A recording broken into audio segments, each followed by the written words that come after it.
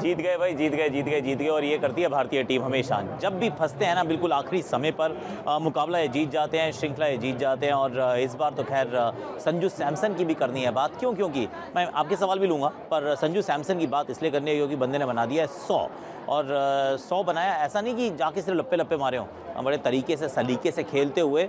जल्दी बैटिंग आ गई थी, जल्दी विकेट गिर गए थे, पर he was there almost right till the end. तो फिर संजू सैमसन का शतक, तिलक वर्मा, इनके ऊपर भी फोकस बहुत ज़्यादा है कि आप अच्छा करें क्योंकि आप पे निवेश किया जा रहा है। उन्होंने रन्स बनाए, एंड में आके तो रिंकू सिंह ने भी रन बनाए। और 296 रन बहुत होते हैं यार। जब इतने सारे रन बन जाते हैं तो फिर ऐसा लगता है कि जैसे क्रिसमस जल्दी आ गई है, क्योंकि क्रिसमस आ गई है, ऑलमोस्ट जल्दी आ गई है। मैं कमेंट गार्डन में बाय द वे ये बताना भूल गया आपको। तो इसके बाद हम थोड़ा खाना खाने जाएंगे, थोड़ा और क्रिसमस की सेलिब्रेशन पहले ही मनाएंगे, पर भारतीय टीम ने मौका दिया एक्चुअली। सो 296 और उसके बाद विकेट्स एट रेगुलर इंटरवल्स, जिसमें एक्चुअली ये वाली जो श्रृंखला है ना ये जाएगी वैसे अर्शदीप के नाम, क्योंकि पहले मैच में पंजा और वो अच्छे तरीके से गेंदबाजी करके यहाँ पर भी विकेट्स चटकाए हैं। और यहाँ पर वॉशी का खेलना, नाउ दैट्स अनदर क्वेश्चन कि भाई वो खेले, अक्सर खेले। वनडे क्रिकेट का उतना महत्व ऑब्वियसली इस समय नहीं है, पर इम्पॉर्टेंट था कि आप जब भी खेलो, जितना भी खेलो, यू डू योर बिट, आप अपने रन्स बनाओ, अपने विकेट्स लो, ताकि अगली बार जब भी कोई सिलेक्शन हो तो इम्पॉर्टेंट है कि भैया थोड़ा सेलेक्टर्स अपने ध्यान में रखें कि ये बंदा भी है। तो फिर इसी तर्ज पे पहला ही आपका ये सवाल ले लेता हूँ। आकाश जी, क्या इंडिया के लिए सबसे बड़ा ऑफ स्पिनर अश्विन के बाद वॉशिंगटन बनेगा? नहीं, I agree with you. Actually Washington Sundar, जब मैं तो सिर्फ यहाँ पे भी नहीं रुक रहा, मैं वनडे नहीं कह रहा हूँ, मैं तो कह रहा हूँ T20 में भी अगर आप देखेंगे तो बंदा है कौन सा ऑफ स्पिनर इंडिया के अंदर। एक्चुअली अगर आप कोई जेन्युइन ऑफ स्पिनर को ढूंढेंगे तो वॉशिंगटन ही है अति सुंदर, बाकी सब तो मतलब रविचंद्रन अश्विन ऑफ कोर्स। पर रविचंद्रन अश्विन ना तो वनडे खेलने वाले ना T20 खेलने वाले हैं, ऐसा मुझे लग रहा है। पर और टेस्ट मैचेस वो खेलते रहेंगे, पर उनके बाद कौन? तो वॉशी है जो ऑलरेडी इंटरनेशनल क्रिकेट में अच्छा कर चुके हैं, फर्स्ट IPL में अच्छा करते हैं, he is a good player. So इनका यहाँ पे वो 10 ओवर डालना, 38 रन देना, विकेट चटकाना, so well done Washington Sundar, yes of course, that was absolutely right. वैसे एक और सवाल भी मैं आपका ले सकता हूँ, ले लेता हूँ फटाफट से आपका एक और सवाल ले लेता हूँ। Does scoring a century overseas help in regular selection in the squad? Will it help Samson's case? Sanju Samson को लेके हाँ इम्पॉर्टेंट है। क्यों इम्पॉर्टेंट है संजू? क्योंकि संजू आप बाहर जाइए, आप रन्स बनाइए। ये बंदा वैसे आजकल वही फॉर्मेट खेलने का मौका मिलता है जिसमें ना कोई वैल्यू नहीं होती। तो वनडे इस समय कम वैल्यूबल है तो उनको खिला दिया, T20 जब कम वैल्यूबल था तो उनको खिला दिया, पर 3 नंबर पे बैटिंग करते हुए 100 बनाना, तो आई एम विद यू कि अगर आप इंडिया के बाहर जाते हैं 100 बनाते हैं, साउथ अफ्रीका जैसी परिस्थितियों में 100 बनाते हैं, तो फिर आपको सीरियसली लेना चाहिए। संजू को सीरियसली लेना चाहिए, पर अब वही समस्या आएगी आगे भी चल के जब देखेंगे ना कि ये नंबर मिलेगा नहीं। 3 number is Virat Kohli, ODI, Virat Kohli हो सकता है अगला ODI वर्ल्ड कप भी खेल जाए, तो 3 नंबर तो खाली है नहीं। 4 पे, 5 पे, 6 पे अगर संजू को अच्छा करना है तो मैं तो सिर्फ ये कह रहा हूँ कि उनको नीचे बैटिंग करनी पड़ेगी, ऊपर उनके चांसेस बहुत ही कम है, टू बी वेरी ऑनेस्ट। पर रन बनाया ना, 100 बनाया तो सेलिब्रेट करो, उनके लिए भी तालियां हो जाओ। और अब ज़रा मैं आपको दिखाता हूँ हर्षल पटेल की हमने बड़ी अच्छी सी हिट स्टोरी बनाई। आप कहोगे हर्षल की क्यों? आई टेल यू भैया, जब अब ये ऑक्शन हुआ था, मिनी ऑक्शन, तो ऑस्ट्रेलियन सारे ले गए पैसे, पर हमारा भी एक बंदा था जो 11 करोड़ के ऊपर गया। The most expensive Indian was Harshal Patel. तो हर्षल पटेल की ये सुनो हिट स्टोरी, और उसके बाद मैंने ना मुंबई इंडियंस का भी एनालिसिस किया है, तो वो भी आप देख ही लो, फिर मैं यहीं पे आपको टाटा बाय बाय कह दूंगा। पर ये हर्षल की स्टोरी ये अच्छी है एक्चुअली, जस्ट वॉच इट। याद है ना IPL 2021 का purple cap holder? Right, the purple Patel. लेकिन क्या हर्षल का पर्पल पटेल बनने के पहले का सफर आपको पता है? 2005 की है ये बात। 14 साल का ये लड़का क्रिकेट का बहुत शौकीन, बैट और बॉल के साथ अच्छा रिश्ता बना लिया था। लेकिन अचानक एक दिन पापा ने कहा, बेटा मेरा ट्रांसफर हुआ है, हमें USA शिफ्ट होना पड़ेगा। दूसरा कोई रास्ता तो था नहीं। चले गए अपनी फैमिली के साथ यूनाइटेड स्टेट्स ऑफ अमेरिका।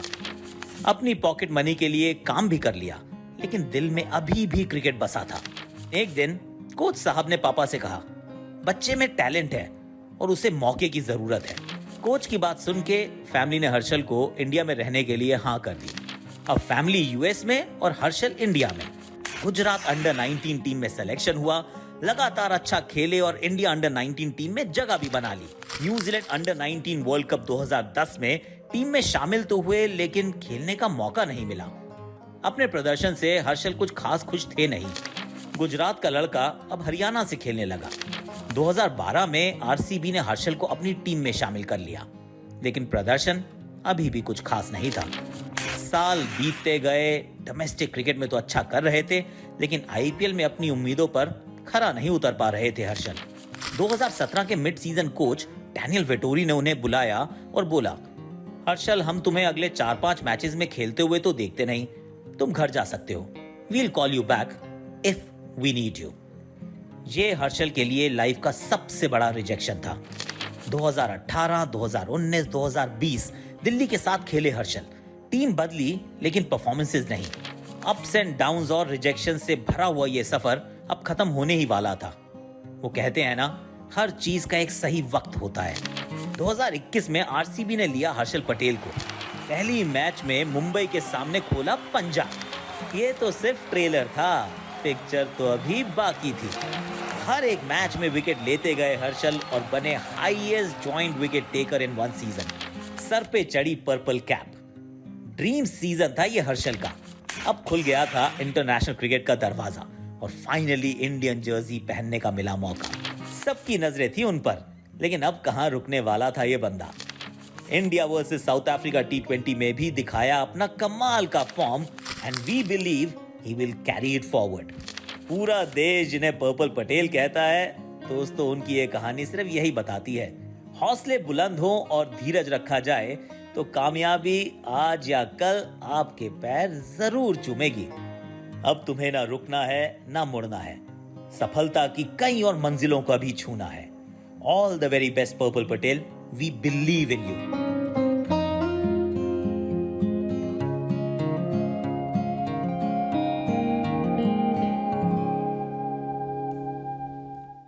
नहीं, मुंबई इंडियंस की बात थोड़ी सी कर लेते हैं, क्योंकि कर लेनी चाहिए, क्योंकि मुझे ऐसा लगता है कि इस ऑक्शन के जो एक्चुअली चैंपियंस थे ना, ऑफ कोर्स ये टीम चैंपियन बनती भी शायद इस वजह से क्योंकि they play the auctions very well.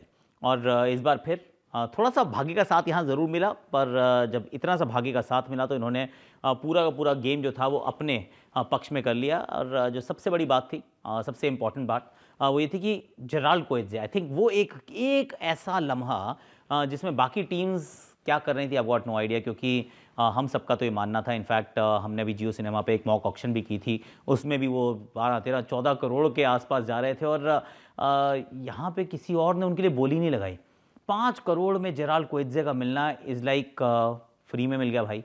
जब वो 5 में मिलते हैं तो सडनली आपके पास जो 17.75 करोड़ है वो बहुत सारे पैसे नज़र आते हैं जो कि इतने नहीं थे।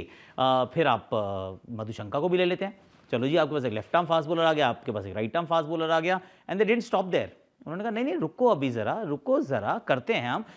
उन्होंने मोहम्मद नबी को भी ले लिया कि चलिए जी एक नबी भी हमें मिल जाते हैं, क्योंकि अगर स्पिनर चाहिए तो नबी हो गए, आपके पास 2 फास्ट बॉलर हो गए। और सच बात यह है कि इतने पैसों में इतने लोग मिलने नहीं चाहिए थे लॉजिकली, पर मिल गए हैं। अब ज़रा उनकी टीम अगर आप देखेंगे ना तो आप कहेंगे वाह। वनिंदु हसरंगा, उनकी किस्मत थोड़ी सी इस मामले में सिर्फ इतना सा एक चीज़ है जो पूरे ऑक्शन में उनके खिलाफ गई, वो ये कि वनिंदु हसरंगा थोड़ा पहले आ गए। अगर वो लेट आते तो शायद वो भी मिल जाते, क्योंकि बेस प्राइस पे वनिंदु चले जाएँ ऐसा किसी ने सोचा नहीं था, पर वो बेस प्राइस पे चले गए क्योंकि मुंबई इंडियंस वो स्टिल वेटिंग कि यार मुझे फास्ट बॉलर्स खरीदने हैं, पहले वो खरीद लेता हूँ और फिर जाके मैं स्पिनर्स को खरीद पाऊँगा। तो ऐसे में मेरे विचार में मुंबई इंडियंस जो अब उनके पास एकमात्र ऐसी टीम है भैया जिसके 7 भारतीय जो आप खिलाते हैं प्लेइंग 11 में, उनमें से 6 जो हैं वो कैप्ड प्लेयर्स हैं। रोहित शर्मा, ईशान किशन, तिलक वर्मा, सूर्यकुमार यादव, हार्दिक पांड्या एंड जसप्रीत बुमराह। और उसके बाद जो 2 और भारतीय खिलाड़ी हैं, निहाल वडेरा एंड आकाश मडवाल। उसके बाद 4 ओवरसीज़ प्लेयर्स के में इनके पास विकल्प देख लीजिए, टिम डेविड, जैसन बैरनडॉफ, अभी जेराल्ड कोएत्जे, उसके बाद उन्होंने रोमेरी शेफर्ड को पहले ले लिया था, फिर मोहम्मद नबी इनके पास है, मधुशंका इनके पास है। आई मीन बेस्ट टीम बन चुकी है। तो मुंबई इंडियंस तो काम कर दिया है।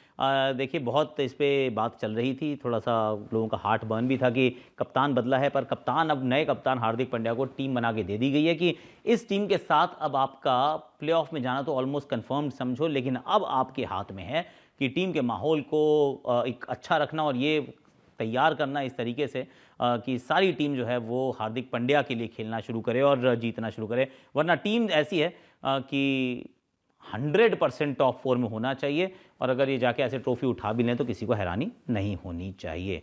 वैसे आज के लिए ना मेरे पास इतना ही है। हाँ जी, अब दोनों बच्चों ने कहा कि हमारे साथ आए हो, ये बंद करो आकाशवाणी शूट करना, आई एम सो सॉरी। पर मुंबई इंडियंस ने बहुत अच्छा किया है, आगे भी करेंगे बाकी टीम्स की बात, पर आज के लिए अभी के लिए इतना ही है। Let me just go to, और वाइफ भी कह रही हैं ओ हॉलीडे पे लाए थे, कैमरा पकड़ा रहे हो, अच्छा चलते हैं मैडम चलते हैं। आज के लिए अभी के लिए इतना ही, आप भी सेलिब्रेट करो, बाय बाय। चलो बेटा चलो चलो चलो।